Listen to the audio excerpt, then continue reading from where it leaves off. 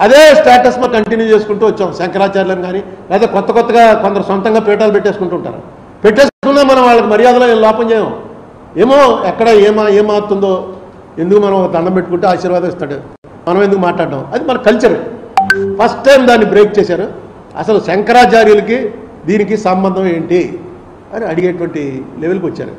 అయినా నాకు ఆశ్చర్యం అంటే వాళ్ళు అడగడంలో తప్పులేదు. ఎందుకంటే వాళ్ళకి అర్జెంటుగా రామప్రతిష్ఠ అయిపోవాలి, అవ్వకపోతే రేపు ఎలక్షన్కి ఇబ్బంది అవుతుంది. పెట్టేశారు. ఏదో చెప్పి తప్పించుకోవడమో లేకపోతే సమాధానం లేకుండా తప్పించుకోవడమో చేస్తాం మనం. అయితే ఏమన్నా అలా అంటున్నాడు ఏంటంటే, అలా అంటున్నాడా, నుండి ఫోన్ వచ్చిందని పక్క వెళ్ళిపోయి మళ్ళీ సమాధానం చెప్తే మీరు అది లాగి ఏమన్నా పెడతారేమో అని. అలా కాదు, డైరెక్ట్గా అడిగారు వాళ్ళకేంటండి సంబంధం అని. శంకరాచార్యకిను హిందూ మతానికి అసలు ఏంటి సంబంధం అని అడిగారు. ఇది చాలా పెద్ద ప్రశ్న. ఇది నిజంగా అవును, ఏమిటి సంబంధం నాకైతే అర్థం కాలే. ఎంత ప్రశ్న ఉంటుందో అసలు. ఈ ప్రశ్న ఎప్పుడు మనం వేసుకోలేదు, మన కల్చర్లో అది లేదు. శంకరాచార్య వాడు ఎక్కడి నుంచి వచ్చాడు. ఒకసారి శంకరాచార్య అయిపోయిన తర్వాత ఆ జంజం తీసి ఆ కర్రకు కడతారు. ఆ కర్రకు కట్టుకుని వచ్చాక వాళ్ళ అమ్మ నాన్న కూడా కాళ్ళకు నమస్కారం పెడతారు. ఎందుకంటే వాళ్ళ అమ్మ నాన్నలకు కూడా కొడుకు కాదు, గురువే. సాక్షాత్తు ఆది శంకరాచార్య వాళ్ళ అమ్మ చచ్చిపోతే శ్మశానంకి వెళ్ళాడని పెద్ద డిస్కషన్ జరిగింది ఆ రోజుల్లో. మీరు ఆ బుక్కులు చదివితే తెలుస్తుంది. ఆది శంకరాచార్య వెళ్తాడా, ఇతను శంకరాచార్య ఉండి తల్లి తండ్రి అందరినీ అతీతంగా చూడాలి అంటే ఆయన చెప్పుకున్నాడు, ఎంత అతీతమైన తల్లికి అతీతం ఎవరు ఉండరు, అందుకనే నేను వెళ్ళాను. ఇవన్నీ మనం చదువుతుంటే ఓళ్ళని బుక్స్ బోల్డంతా మనకి ఎన్ని 1 కోటి శ్లోకాలు ఉంటాయట. మొన్నే శలాక రఘునాథ్ శర్మ గారు చెప్పారు, ఆయనే ఇప్పుడు అథారిటీ. ఇప్పుడు జీవించున్న వాళ్ళలో ఆయనకన్నా అథారిటీ ఎవడలేడు, ఆయన రాజమండ్రి వాడు. ఆయన అడిగాను, ఏమండి మన ఉపనిషత్తులు, పురాణాలు, ఇతిహాసాలు, వేదాలు అన్నీ కలిపి ఎన్ని శ్లోకాలు ఉంటాయండి అని అంటే ఆయన 1 కోటి పైనే ఉంటాయని ఒక శ్లోకం చదివి చెప్పాడు. దానికి కూడా శ్లోకం ఉంది. అన్ని శ్లోకాలు ఉన్నాయి మనకి. మన మతం అనేది ఒక పెద్ద ఓషన్. ఇది నెమ్మదిగా వరల్డ్ అంతా అట్రాక్ట్ అవుతుంది. ఏంటి రిలీజియను, దీంట్లో కాన్సెప్ట్ ఏంటని.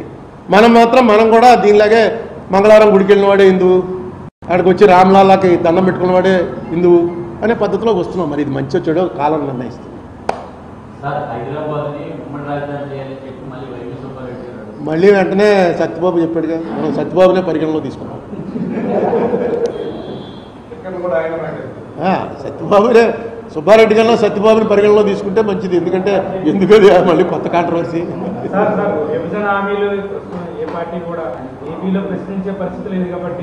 ఇండియా కూటమి వాళ్ళు ఇప్పుడు కాంగ్రెస్ వాళ్ళు ఉన్నారండి. కాంగ్రెస్ వాళ్ళు క్లియర్గా చెప్తున్నారు, స్పెషల్ కేటగిరీ స్టేటస్ మేము వస్తే ఖచ్చితంగా ఇస్తామని చెప్తున్నారు.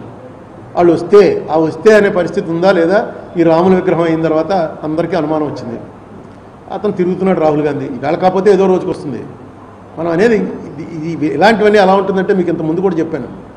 ఇప్పుడు స్పెషల్ కేటగిరీ అనగానే బీహారు, రాజస్థాను, మధ్యప్రదేశ్, ఉత్తరప్రదేశ్ ఇవన్నీ మనకన్నా వెనకబడి ఉన్న రాష్ట్రాలు.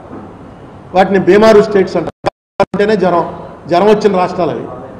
ఆ రాష్ట్రాల వాళ్ళు ఇదేంటిది Andhra Pradesh per capita income, per capita GDP అంత హైలో ఉండి మా కాకుండా వాళ్ళకి ఇస్తున్నారేంటండి అని డిఫరెంట్ గొడవ చేస్తారు. ఇప్పుడు అదే ఆ రోజున ఇచ్చేసారనుకోండి, యాక్సిడెంటే అక్కడ శవం ఉన్నప్పుడు ₹1 కోటి ఎక్స్గ్రేషియా అన్నా ఎవడో మాట్లాడతారు. అదే 6 నెలలు అయిన తర్వాత ఎక్స్గ్రేషియా ప్రకటిస్తే అంత ముందు చచ్చిపోయిన వాళ్ళు అందరూ వస్తారు. ఏమంటే మాకు ₹1,00,000 ఇచ్చారండి, మాకు 5 లక్షలు ఇచ్చారండి అని. ఆ బాడీ అలా కనబడుతుండగానే మనకు ఆ రోజున ఏపీ రీఆర్గనైజేషన్ అని ఏదైతే చంపేశారో ఆ బాడీ కనబడుతుండగానే అది డిక్లేర్ అయిపోవాలి. ఎప్పుడైతే 6 మండలాలు మనకు కలుపుతూ సంతకం పెట్టినప్పుడే ఇది కూడా ఏపీ మన స్పెషల్ కేటగిరీ స్టేటస్ కూడా చేసేవలసింది. ఎందుకో అది చేయలేదు, వాళ్ళకి ఇష్టం లేదు, ముందు నుంచి ఇష్టం లేదు. అందులో వాళ్ళదేం తప్పలేదు, వాళ్ళు చెప్పేశారు కదా మేము స్పెషల్ కేటగిరీ అని చెప్పారు.